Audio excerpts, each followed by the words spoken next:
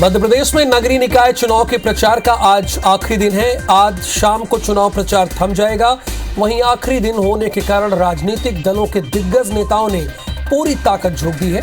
पहला चरण 6 जुलाई और दूसरे चरण का मतदान 13 जुलाई को होगा, जिसमें 1,53,00,000 मतदाता अपने मताधिकार का उपयोग करेंगे। सीएम शिवराज सिंह चौहान इंदौर में लगातार रोड शो और सभाएं कर रहे हैं। इसी बीच मुख्यमंत्री ने इंदौर स्थित रेजिडेंसी में पौधारोपण किया। इस दौरान सीएम शिवराज ने पूरे मध्य प्रदेश और इंदौर का विकास करने का संकल्प लिया है। मीडिया से चर्चा करते हुए मुख्यमंत्री शिवराज सिंह चौहान ने कहा कि चुनाव का पहला चरण अंतिम दौर में है। भारतीय जनता पार्टी विकास और जन कल्याण के मुद्दों पर चुनाव लड़ रही है। इंदौर में भी विकास तो होगा ही, साथ ही गरीब कल्याण की योजनाओं को भी इंदौर शहर के साथ मध्य प्रदेश के सभी शहरों में गंभीरता से हर पात्र तक पहुंचाएंगे। तुष्टीकरण नहीं, तृप्तिकरण करेंगे। सीएम शिवराज ने यह भी कहा कि इंदौर की जनता बीजेपी को आशीर्वाद दे रही है। जनता उनके साथ है। बीजेपी इंदौर ही नहीं बल्कि पूरे मध्य प्रदेश में जीत दर्ज करेगी। कमलनाथ पर निशाना साधते हुए उन्होंने कहा कि कमलनाथ मध्य प्रदेश में अपनी सरकार नहीं बचा पाए और महाराष्ट्र की सरकार को क्या बचा पाए। इंदौर में रोड शो के बाद सीएम शिवराज सिंह चौहान बीजेपी कार्यकर्ताओं के घर पहुंचे, जहां मुख्यमंत्री ने मुन्ना कुन्हारे के घर चाय नाश्ता किया। इस दौरान विधायक महेंद्र हार्डिया ने सीएम शिवराज सिंह चौहान की अगवानी की। भारतीय जनता पार्टी के स्टार प्रचारक और केंद्रीय नागरिक उड्डयन मंत्री ज्योतिरादित्य सिंधिया ने ग्वालियर में व्यापारियों से संवाद किया। सिंधिया ने संवाद के दौरान कहा कि बीजेपी की डबल इंजन की सरकार ग्वालियर के विकास में लगी हुई है। वहीं कांग्रेस पर निशाना साधते हुए कहा कि कांग्रेस वंशवाद पर काम करती है, जबकि बीजेपी जमीनी कार्यकर्ता पर विश्वास करती है। ग्वालियर दौरे के दौरान ज्योतिरादित्य सिंधिया ने टेबल टेनिस भी खेला। बीजेपी के मेयर प्रत्याशी सुमन शर्मा के साथ सिंधिया जीवाजी क्लब पहुंचे थे, जहां उन्होंने मेयर प्रत्याशी के साथ ही टेबल टेनिस खेला था। भोपाल में नगरीय निकाय निर्वाचन समाप्ति के 48 घंटे पहले से शराब की बिक्री पर प्रतिबंध रहेगा। चुनाव क्षेत्र की सीमा से लगे ग्राम पंचायतों में शराब बिक्री प्रतिबंधित रहेगा। इसे लेकर भोपाल कलेक्टर अविनाश लवानिया ने आदेश जारी कर दिए। मध्य प्रदेश निकाय चुनाव के लिए बीजेपी लगातार प्रचार में जुटी है। भाजपा ने आज राजधानी भोपाल के लिए अपना संकल्प पत्र जारी कर दिया है, जिसमें शहर के विकास के लिए कई बड़े वादे किए गए। संकल्प पत्र जारी करने के बाद बीजेपी नेताओं का दावा है कि बीजेपी का संकल्प पत्र कांग्रेस के मैनिफेस्टो पर भारी पड़ेगा। बीजेपी ने भोपाल नगर निगम का 22 बिंदुओं वाला संकल्प पत्र जारी किया है, जिसमें शहर के लिए कुछ विशेष वादे किए गए हैं। भोपाल स्मार्ट सिटी के तहत आता है। ऐसे में बीजेपी ने शहर के लिए कई छोटी छोटी योजनाएं चलाने की बात भी कही है। बीजेपी संगठन ने नगरीय निकाय चुनाव के बीच विधानसभा चुनाव की तैयारियां भी शुरू कर दी है। इसके तहत बीजेपी पार्षद पद के उम्मीदवारों से ऐसे नामों की तलाश कराई जा रही है जो सरकार की जनहितैषी योजनाओं को लाभ नहीं मिल सका है। ऐसे लोगों की सूची तैयार करने के बाद पात्रता के अनुसार योजनाओं में शामिल करवाया जाएगा। बीजेपी की कोशिश है कि जिन पात्र लोगों को सरकार की योजनाओं का लाभ नहीं मिला है, उन्हें किसी भी तरह किसी योजना का लाभ दिलाकर उन्हें बीजेपी का वोटर बनाया जाए। हालांकि बीजेपी के इस सर्च अभियान पर कांग्रेस तंज कस रही है। देवास में तुलसी सिलावट के चुनाव में जीत के बयान पर पूर्व मंत्री सज्जन सिंह वर्मा ने निशाना साधा है। उन्होंने कहा है कि मंत्री तुलसी सिलावट ने रात में कोई बुरा सपना देख लिया था, इसलिए वो 16 में से 16 नगर निगम जीतने के दावे कर रहे हैं। वे इंदौर के हैं, इंदौर में ही जीत कर दिखा दें। पूर्व मंत्री सज्जन सिंह वर्मा ने कहा कि हमारा प्रत्याशी संजय शुक्ला हजार वोट से जीत रहा है। तुलसी सिलावट दिन में सपने देख रहे हैं। आपको ये बता दें कि मेयर प्रत्याशी के लिए देवास जिले में कांग्रेस से विनोदिनी व्यास और बीजेपी से गीता अग्रवाल मैदान में है। मध्य प्रदेश के निकाय चुनाव में अब हनुमान जी की एंट्री हो गई है। दरअसल नगर निगम में चुनाव के बीच कांग्रेस के सोशल मीडिया ने एक पोस्टर जारी किया, जिसमें हनुमान जी की एक बड़ी तस्वीर सामने आई। हनुमान जी के साथ कांग्रेस के दिग्गज नेता और राज्य के पूर्व मुख्यमंत्री कमलनाथ की तस्वीर देख भारतीय जनता पार्टी नाराज हो गई। पार्टी ने इसकी कंप्लेंट चुनाव आयोग से कर दी। पोस्टर में हनुमान चालीसा की एक चौपाई भी लिखी हुई, जिसमें कमलनाथ और उनके सांसद पुत्र नकुलनाथ और जिले से पार्टी के मेयर प्रत्याशी विक्रम आहाके की तस्वीर नजर आ रही है। पोस्टर को लेकर बीजेपी का कहना है कि कांग्रेस निकाय चुनाव में हनुमान जी के नाम पर वोट मांग रही है। मंत्री बृजेंद्र सिंह यादव शाजापुर पहुंचे, जहां उन्होंने नगर पालिका के वार्डों में बीजेपी प्रत्याशी के समर्थन में प्रचार किया। इस दौरान उन्होंने कहा कि जनता भाजपा पर भरोसा करती है, वो जानती है कि विकास कौन कर सकता है। कांग्रेस में न नेता है न नेतृत्व, कांग्रेस की दुकान पूरी तरह खाली है। जबलपुर में मीडिया से बात करते हुए महापौर प्रभात साहू, सुशीला सिंह, स्वाति गोडबोले और सदानंद गोडबोले ने कांग्रेस पर हमला बोला। उन्होंने कहा कि भारतीय जनता पार्टी जनता को मुंगेरी लाल के हसीन सपने नहीं दिखा रही है, बल्कि केंद्र और राज्य सरकार के सहयोग से जबलपुर का सर्वांगीण विकास कराया जाएगा। राष्ट्रपति चुनाव को लेकर एमपी में तैयारी पूरी कर ली गई है। विधानसभा ने सभी विधायकों को पत्र लिखकर सूचना दे दी है।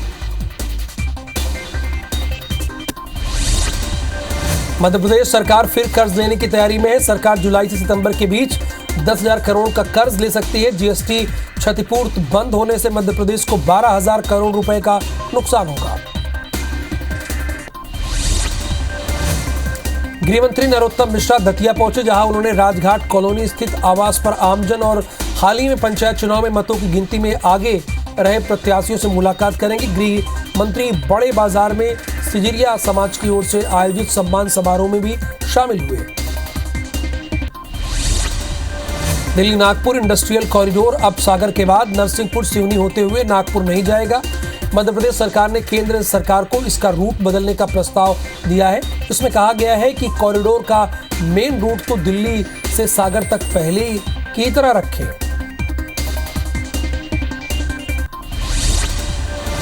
पीएम गतिशक्ति मिशन की बैठक में मध्य प्रदेश सरकार ने कहा है कि इस कॉरिडोर के पहले तय किए गए मेन रूट में कान्हा पेंच नेशनल पार्क के साथ की ही दुर्गम पहाड़ियों और नदियों के लंबे प्रवाह आ रहे हैं। यहाँ जमीन अधिग्रहण करना मुश्किल होगा। आपको बता दें कि केंद्र सरकार National Industrial Corridor Development Programme के तहत देश में 11 नेशनल कॉरिडोर बना रहा है, जिसमें एमपी के लिए ये काफी बड़ा प्रोजेक्ट है। देवास जिले के बागली में महिला से मारपीट और अमानवीयता मामला सामने आ गया है। पीड़िता अपने पति के साथ न रहकर अपने प्रेमी के साथ रह रही थी। इसे लेकर भीड़ ने पहले महिला को प्रेमी के घर से खींचा और सरेआम महिला के साथ मारपीट कर दी। महिला के कंधे पर पति मांगीलाल को बैठाकर गली में घुमाया भी गया। देवास में महिला के साथ अमानवीयता का वीडियो भी सोशल मीडिया पर वायरल हो रहा है। वारदात के बाद प्रेमी हरि सिंह की शिकायत पर पुलिस ने 11 लोगों पर एफआईआर दर्ज की है और 9 लोगों को हिरासत में लिया है। फिलहाल पुलिस आगे की जांच में जुटी है। गुना के बामोरी थाना इलाके के धनोरिया गांव में आदिवासी महिला को डीजल डालकर जिंदा जलाने के मामले में आरोपियों की गिरफ्तारी हुई है।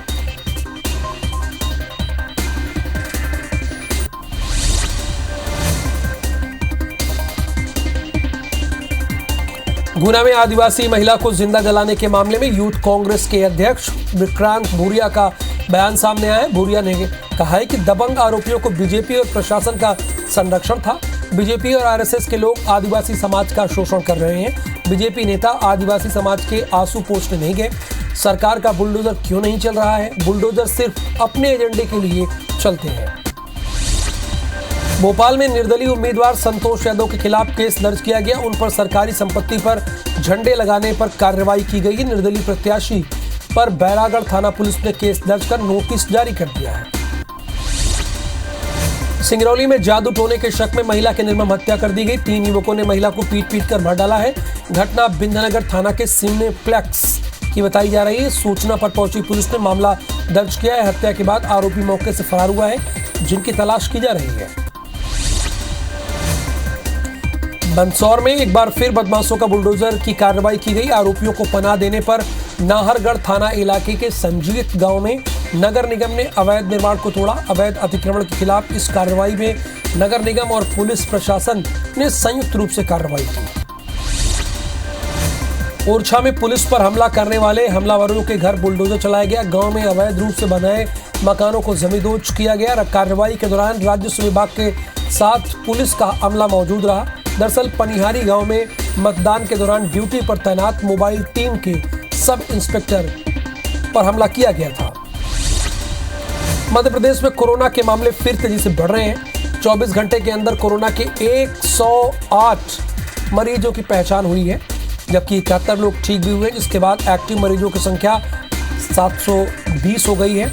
एमपी में संक्रमण दर 1.66% है और पॉजिटिविटी रेट यानी ठीक होने का रेट 89.90% है। वहीं राजधानी भोपाल में एक्टिव मरीजों की संख्या 180 से ज्यादा दर्ज की गई है। सिंगरौली में किसानों को खाद नहीं मिल पा रही है। गोदाम में खाद का स्टॉक कम होने से किसानों को केवल एक बोरी DAP देने का निर्देश दिया गया। इसके बदले किसानों को NPK दिया जा रहा है। अभी लगभग एक हफ्ते तक खाद आने की उम्मीद नहीं है। कटनी सिंगरौली रेलखंड पर लाइन का काम चल रहा है, जिससे खाद के स्टॉक में कमी आ रही है। खरगोन में अवैध रेत के स्टॉक पर बड़वाह और सोनावद में SDM और पुलिस ने कार्रवाई की। इस दौरान करीब 50 डंपर रेत जब्त किया गया। रेत माफिया के 12 से ज्यादा ठिकानों पर छापा मारा गया। वहीं लगातार सर्चिंग की जा रही है। मंदसौर में TI पर चाकू से हमला करने वाले 3 आरोपियों को पुलिस ने गिरफ्तार कर लिया। 2 लाख की लूट के बाद TI पर हमला हुआ था, जिसके बाद 100 पुलिसकर्मियों की टीम आरोपियों की तलाश रही थी। इस बीच तीनों आरोपियों का बरखेड़ा गंगासा के जंगल से गिरफ्तार किया गया। साथ ही इनके पास से 2 पिस्टल और 8 जिंदा कारतूस और चाकू बरामद किया गया। 150 सीसीटीवी फुटेज खंगालने के बाद आरोपियों का सुराग मिला है। कटनी के कैलवारा खुर्द के पास रेत से भरा ट्रक अचानक अनियंत्रित होकर पलट गया, जिसके बाद ट्रक में सवार 2 शख्स ट्रक से बाहर आ गए। हादसे में एक की मौके पर मौत हो गई है, जबकि दूसरे की हालत गंभीर बनी हुई, जिसका इलाज जारी है। घटना के बाद पुलिस इस मामले की जांच में जुटी है। हरदा के भाट परेटिया गांव में एक युवक के सामने मारपीट का मामला सामने आया है, जिसका वीडियो वायरल हो रहा है। लोगों ने उसको पेड़ पर बांधकर उसके कपड़े उतार दिए और फिर उसको जमकर पीटा है। घटना के बाद पीड़ित ने मामले की कंप्लेंट पुलिस से की है। पुलिस ने 8 लोगों के खिलाफ केस दर्ज कर मामले की जांच शुरू कर दी है। नरसिंहपुर जिले के करेली के पास नेशनल हाईवे पर एक शराब से भरा ट्रक पलट गया। ये शराब रायसेन से बालाघाट लाई जा रही थी। बताया जा रहा है कि ट्रक ड्राइवर को नींद आने की वजह से संतुलन बिगड़ गया। वहीं घटना के बाद शराब लूटने की होड़ मच गई। बड़ी संख्या में लोग शराब को लेकर अपने घर जाने लगे। खरगोन के भगवानपुरा क्षेत्र में मजदूरों से भरा पिकअप वाहन पलट गया। हादसे में 24 मजदूर घायल हो गए, जिनमें से 7 गंभीर घायलों को जिला अस्पताल रेफर किया गया। पिकअप में करीब 60 मजदूर सवार थे, जो कि पिपलिया बावड़ी गांव से मजदूरी के लिए उमरखली भसनेर जा रहे थे। कटनी में पाकिस्तान जिंदाबाद के नारे लगाते हुए वीडियो वायरल मामले बढ़ रहे हैं। इसको लेकर क्षत्रिय समाज और करणीय सेना ने विरोध शुरू कर दिया है। सरपंच के घर घेराव करने के दौरान पुलिस ने भीड़ को तितर-बितर किया। दूसरी ओर सरपंच पति वाजिद खान ने वीडियो की जांच करने की बात कही है। सतना के नगर निगम में चुनाव प्रचार के दौरान शराब बांटने का मामला आया है, यानी प्रकाश में आया है। आरोप है कि वार्ड नंबर 8 में कांग्रेस के प्रत्याशी ने मिठाइयों के पैकेट में शराब रखकर लोगों को बांटा है, जिसका एक वीडियो भी वायरल हुआ है। वहीं इस मामले में पुलिस ने कांग्रेस के प्रत्याशी कृष्ण कुमार सिंह समेत 3 पर मामला दर्ज कर लिया है। तुरंत रीवा में मानसिक विक्षिप्त किशोरी का अपहरण कर उसके साथ दुष्कर्म किया गया है। इसकी कंप्लेंट पुलिस से की गई है।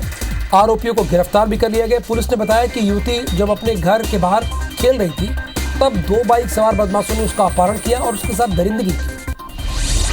खंडवा जिले के सिंगाजी ताप विद्युत परियोजना क्षेत्र में तेंदुआ दिखाई दिया है। ऐसा नहीं कि पहली बार दिखाई दिया हो, यहाँ पर अक्सर दिखाई देता है।